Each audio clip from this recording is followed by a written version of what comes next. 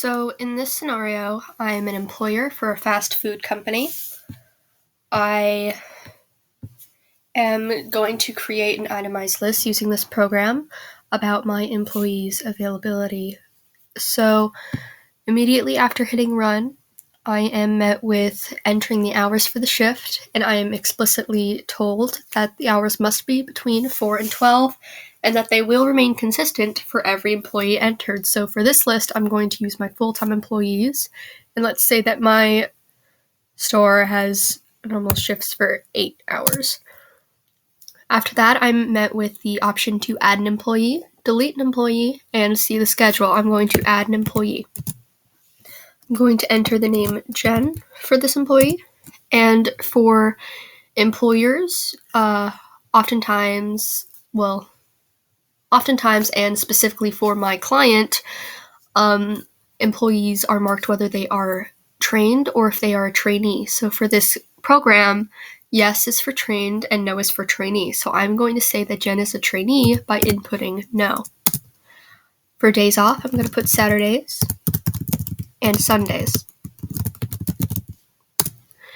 Now I'm going to add another employee. This one's going to be Jeff. Unlike Jen, Jeff is going to be a trained employee, so I'm going to input yes.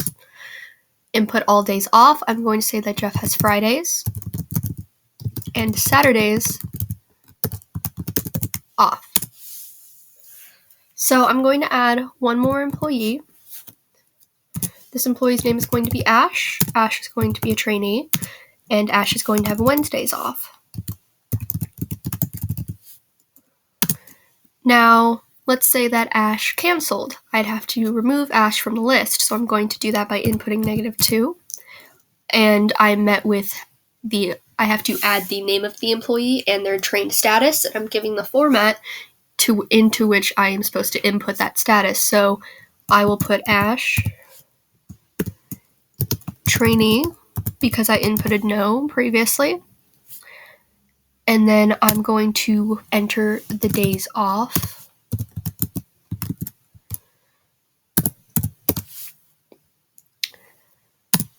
So now that I did that, I'm going to replace Ash with a different employee. This employee's name is going to be Adam.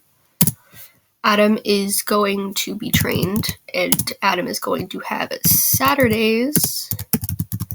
And because the perimeters are more lax on the days off so that you can have a lot of leeway, I'm going to say he also has next Friday off, in reference to one specific Friday that the employer wants to input.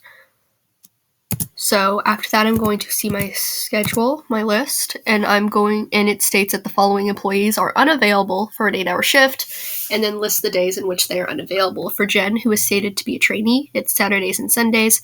Jeff, who is trained, Fridays and Saturdays, and Adam, who is trained, Saturdays and next Friday. Now we notice that Ash is not on the list because I previously removed her. So I'm going to hit run again. I'm going to do it for a part-time this time, so I'm going to input 4 hours.